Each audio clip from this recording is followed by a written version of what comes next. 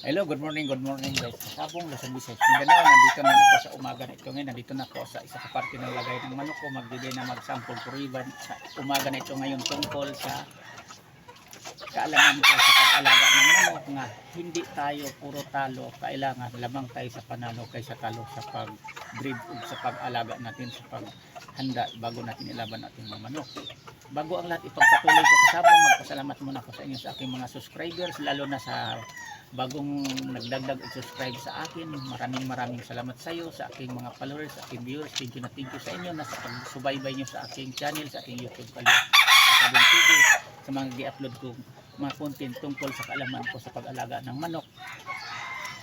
Ito na siya kasabong, ipakilala ko na sa inyo ang linyada na hinahawakan ko ngayon. Ano pa lang ito siya, 4 months. Ito siya ang process ko nito. Ang ama nito Boston Sweater.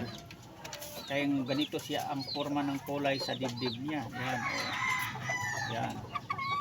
Iba ang kulay. Akala mo gold tubain. Ang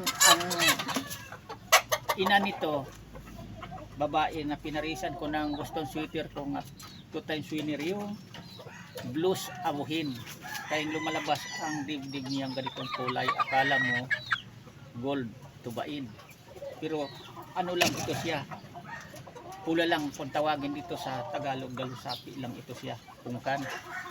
Yan siya. Ang minamanok ko, tingnan nyo naman ang mga height, pinakita ko sa inyo ito para makuha kayong ideyang mga baguhan pa lang, parang hindi kayo argabyado tulad ng ginagawa ko pagdating sa ulutan man yan ang timpangan. Yan totoo. Yan, importante, advantage ang manok natin na sakto sa sukat. Kasi kung mababa ang manok natin, ulitin ko sa inyo, ang makalaban nyo yan, hindi mas mababa pa sa kanya. Ang makalaban nyo yan, mas mataas o konti sa kanya. Pero kung mga ganitong mga standard na sukat sa mga manok, mga mataas ang binti niya, ang makalaban mo rin ito, karamihan, kamat sa height niya, sa tayo, sa tinding, o kaya nakalamang ka ng 2 kaliskis o 1 kaliskis o 3 kaliskis. Yan totoo. Pagdating naman sa pulutan, yan totoo. Kaya dito sa industriya sa Sabong ngayon, ang totoo lang, kapanalo lang nung nakaraan ng isang kamanok ko sa San Juan Capit mismo. Hindi basta-basta ang labanan ngayon sa manok. Kasi sinasabi ko naman sa inyo, wala sa pagmumukha ipanalo sa manok. Kasi karamihan sa manok, yung iba pangit lang na tingnan, pero sinasabi ko sa inyo, crucis kasi yan. Nanggagaling na yan sa mga linyadang pinaghalo-halong dugo, crucis na mga quality din. Lumalabas lang talaga, sadya lang yan na pangit lang tingnan, minsan malaki lang ulo tulad nito. Pero ang dugo nga katulad nito, malaki lang ang ulo nito, hindi naman kaliitan, pero quality talaga ang ama nito at saka ang ina din. Kaya magtaka yung iba nga mahusay mamalo, malakas mamalo, magaling bumatog palo. Kasi palahi, iba ang manok nga palahi talaga, kasi tinawag og palahi talaga.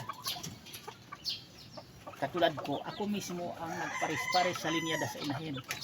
Ang inahin nito nga blues, kinukuha ko sa kaibigan kong magsasabong, nagpanalo. Tapos ang pares ko yung 2 times winner ko nga Boston Sweater. Ito na siya ang mga kalabasan. Marami itong magkapatid. Kaya mga pula. Kasi ang mga manok ko, pinakita ko dito sa inyo, ang mga manok ko karamihan talaga yan, mga pula o talisay, hats gray, sweater gray, at saka may hats ako, may pilso, may limon. Kasi sa amin sa probinsya dati sa Negros, hanggang ngayon hindi naman talaga mawala sa, lalo na sa mga malaking nagpa-farm, ang mga limon. Kasi sa probinsya dati, di ka totoong magmamanok kung nagbi-breed ka, wala kang linyada na limon. Totoo yan, maniwala talaga ako yan sa ibang nagsasabi-sabi din nagmamanok niyan, dahil galing ako doon ng Negros. Marami talaga ang minamanok kong limon, talaga ang minamanok ko, ni crucis ko lang yan sa pilso sa iba-ibang linyada din. Pero ngayon naman, ni crucis ko naman din ang Boston Sweater, Grease, Talisay, yung ano tawag nito, Hatsgree, tapos may Doom ako bulit, necrosis ko rin sa sweater, yan din. Tapos ang pag-process ko niyan, parang makakuha kag iliang mga baguhan pa lang, ang pinagparis-paris ko yan porkit sweater, kumukuha din ko sa sweater na nagpanalong linyada, kasi hindi naman lahat na sinasabing sweater, gwapo naman talaga ang mga sweater. Sa totoo lang, ang mga pag sinabing sweater, mga gwapong manok yan. Picture ka, kailang hindi naman lahat na sweater ng panalo. Doon ako kumukuha sa linyadang mga sweater nga lamang sa panalo kaysa talo. Tapos kumukuha din ko sa mga talisay, yung grease, Hatsgree nga linyada din na pagkatalisay, nagpanalo din lamang sa panalo kaysa talo. Yan pinagparis ko. Hindi kay kumukuha lang ako kahit ano kapugi, sweater, puging-pugi. Hindi ako ganun. Kaya ang mga manok ko may talo, may panalo. At saka kung mag-out ako magbinta, ang daming kumukuha, bibili sa akin. Kasi kita niyo naman sakto sa sukat, sakto sa pangatawan ang mga manok ko. Hindi argabyado pagdating sa ulitan at timbangan man yan. Kasi dito sa pagmamanok, kailangan nagbi-breed man lang tayo, kailangan piliin na natin ang magandang materialis, linyada sa isa ka manok. Kasi bukod na ilalaro natin, ilalaban, nagbibinta din ako, parang hindi din ako mapahiya sa kumukuha sa akin. Pero sinasabi ko naman sa kumukuha sa akin na sa pag-alaga na yan, sa paghanda. Kasi ang manok may talo talaga yan. Pag hindi para sa ang araw na yun, hindi para sa iyo, hindi talaga para sa iyo. Yan totoo. Kahit ano pagaling ang manok mo, kapag hindi talaga para sa yung araw na yun, matatalo talaga tayo. Pero kung para sa araw natin yun, kahit maunahan pang manok ko, katulad nung nakaraang araw na unahan pa ang manok ko, sobrang tinanggap niya mga sugat sa mga katawan, pero hindi tinamaan sa kalabutan. Kaya nga nanalo siya, nakaganti, hindi niya tinigilan ang kalaban, hindi tapusin ang laban na ipapanalo ng manok ko. Yan ang paganda sa manok na sarili nating palahi. Kasi bukod na matapang, hindi ayaw sa sugat, talagang minsan ang manok din may isip yan. Nag-isip din yan kung paano masuklian niya ang pag-alaga natin sa kanya. Yan totoo. Hindi basta-basta lang ang pagmanok. Piliin natin ang manok talaga mahusay bumatog palo.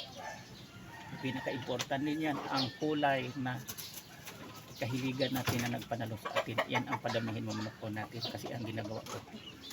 Yan lang. Hanggang dito muna po kasabong. Sana mayroon tayong matutunang mga baguhan pa lang. Bukas naman uli. Subaybayan nyo lang ang aking mga gi-upload ng mga videos dito sa aking channel, sa aking YouTube channel. Kasi dito, kahit totoo akong naglaban-laban ng manok, ibahagi ko pa rin sa inyo, ituturo ko pa rin sa inyo ang aking kaalaman tungkol sa pag-alaga ng manok natin, pag-breed na hindi tayo puro talo, kailangan mananalo naman din tayo. Yan lang, maraming salamat. Thank you.